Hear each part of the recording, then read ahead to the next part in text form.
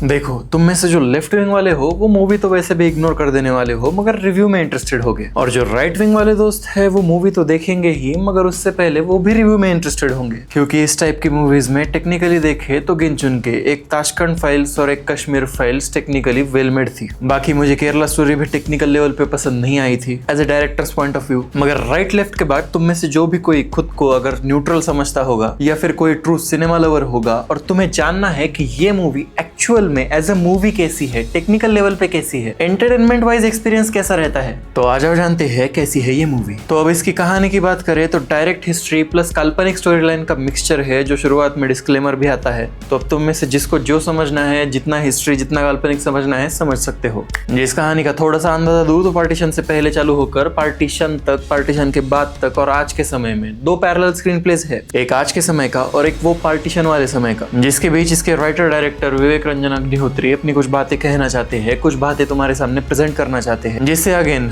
मुझे कोई प्रॉब्लम नहीं है। किसी को होगी तो कमेंट्स में बताओ, किसी को नहीं होगी, कोई सपोर्टर होगा तो वो भी कमेंट्स में बताओ। मगर टेक्निकल लेवल पे एज अ सिनेमैटिक प्रोडक्ट ये एक सिनेमैटिक मास्टरपीस वाला फील तो देती है, मगर थोड़ी सी आर्ट वाली साइड पे। कैसे, एंड तक जान जाओगे। जिसमें शुरुआत इसके बीजीएम से करे तो टोटल इस मूवी में सारे ही बीजीएम काफी इंप्रेसिव थे। मतलब वो पूरा सिनेमैटिक स्मूथ फील बना देते हैं। बहुत से इंस्ट्रूमेंटल बीजीएम्स है, बहुत से रूटेड बीजीएम है बंगाली लैंग्वेज में, कुछ गाने भी है बंगाली में। एक याद रहने लायक कहूँ तो एक है हमारी ये वसुंधरा वाला, वो मुझे काफी इंप्रेसिव लगा। जिसके बाद इसका डायरेक्शन भी कहीं पे भी तुम्हें फील नहीं होने देता कि कोई चीप प्रोडक्शन देख रहे हो, कोई वीक डायरेक्टर की मूवी देख रहे हो। टेक्निकल लेवल पे सुपेरियर लगता है, स्मूथ लगता है, चाहे इसकी फ्रेमिंग्स हो या फिर इसकी लाइटिंग। और फर्स्ट हाफ में इसकी स्टोरी टेलिंग में भाई इंटरेस्ट तो आता है। जो कहानियां किसी ने नहीं बताई वो ये बताते हैं, देखने में रिफ्रेशिंग तो लगता है। मैं इनसे एग्री करता हूँ कि नहीं ये अलग बात है। मगर इसके बाद इसके डायलॉग्स भी काफी वेल रिटन थे, डीपली मीनिंगफुल थे। कई छोटे शब्दों में कई मोटी मीनिंग्स तुम्हारे सामने रख कर चले जाते हैं, जिनमें कुछ most of the impressive conversations dialogues बताओ तो गांधी एक्स भारती वाला कन्वर्सेशन, उसके बाद गांधी और जिन्ना वाला एक कन्वर्सेशन है, जिसके बाद सेकंड हाफ में स्पेशली क्लाइमैक्स में एक बंगाल के मुस्लिम लीडर के डायलॉग्स है, बहुत ही एक्सेप्शनली लिखे गए हैं। अब पॉलिटिकली हिस्टोरिकली करेक्ट है या फिर नहीं है ये मैं बात नहीं कह रहा, मगर वो कैरेक्टर टोटली इंप्रेसिव लगता है। इनफैक्ट इस मूवी में जो एक सेंट्रल पॉइंट में कैरेक्टर है आईएएस पंडित ब्राह्मण वाला, उससे भी ज्यादा इंप्रेसिव वो कैरेक्टर लिखा गया है, बंगाल के मुस्लिम एमएलए वाला। उसके अलावा जो मैंने अभी कहा, जो ये मेन कश्मीरी पंडित वाला ब्राह्मण कैरेक्टर है, उसे बहुत ही वीक, बहुत ही रोतलू दिखाया है। अब ठीक है, मेकर की पर्सनल अप्रोच होगी कि सिस्टम से प्रताड़ित उसे दिखाना है, सिस्टम से प्रताड़ित भारतीय जनता को दिखाना है। मगर इससे पहले एक आखिरी पॉजिटिव की बात करें तो इसका स्क्रीन प्ले एटलीस्ट इसके फर्स्ट हाफ तक इंप्रेसिव लगा, एंगेजिंग था। और ये सब मैं एज ए इंडियन यूथ बात कर रहा हूँ, as a neutral Indian youth जो सिर्फ सिनेमा को सिनेमा की तरह देख रहा है, जिसे फर्स्ट हाफ में तो स्क्रीन प्ले एंगेजिंग लगा। पहले 1 घंटे में ही डायरेक्ट एक्शन डे का सीक्वेंस आ जाता है, मगर इसके बाद इंटरवल पॉइंट आने आने तक इस फर्स्ट हाफ की लेंथ महसूस होने लगती है। 1 घंटे 40 मिनट का लगभग फर्स्ट हाफ है, और उतना ही या फिर उससे 2-4 मिनट ज्यादा सेकंड हाफ, और सेकंड हाफ में जाकर तो लेंथ फील होने लगती है, बहुत स्ट्रेच्ड आउट फील होता है। एंटरटेनमेंट वैल्यू कम हो जाती है। एंटरटेनमेंट यानी मैं वो वाला एंटरटेनमेंट नहीं कह रहा, एंटरटेनमेंट वो जो तुम्हें पकड़ के रखे, जो तुम्हें एंगेज करके रखे, वो सेकंड हाफ में छूट जाता है। वो इम्पैक्ट फील नहीं होता। मतलब फर्स्ट हाफ तक जो सिनेमा का फॉर्मेट फ्रेश लग रहा था, जो कहानियां फ्रेश लग रही थी, एंटरटेनिंग इंटरेस्टिंग लग रही थी, मगर इतना स्ट्रेच कर दिया है। मतलब अगर डायरेक्टर ने 2 साइड्स दिखाई है तो नेगेटिव साइड्स ही ज्यादातर दिखाई है, पॉजिटिव साइड को कोई ताकत, कोई वैसा कुछ नहीं है। अब ठीक है, उसका अप्रोच भी होगा कि जनता को हदबल दिखाना है, मगर उसके बीच वो खुद की ऑडियंस भी खो दिए। मतलब writer director Vivek Agnihotri ji, movie को अगर राइट विंग रखना था तो क्लियरली राइट विंग तो रख देते, लेफ्ट विंग वाले तो वैसे भी आपकी मूवी देखते नहीं। मगर क्लाइमैक्स आते आते डायरेक्टर का अप्रोच सेकुलरिज्म की तरफ टिल्ट होता जाता है। एक सीक्वेंस है जहां पर मरे हुए लोगों के धागे होते हैं, हाथ में बांधने वाले धागे। अब इसमें एक भगवा धागा होता है हिंदू का और एक काला धागा होता है मुसलमान का, और 2 कैरेक्टर 2 जगह किसी बड़े कैरेक्टर को कहते हैं, इन मरे हुए लोगों के इन धागों को देखकर बताओ इनमें से भारतीय कौन है। मतलब कहना क्या चाहते हो? राइट विंग के लिए तो ऑलरेडी बस हिंदू ही सेक्युलर है, लेफ्ट विंग के लिए मुसलमान सेक्युलर है, मगर तुमने मूवी में पूछ के कि इनमें से भारतीय कौन है बताओ, ये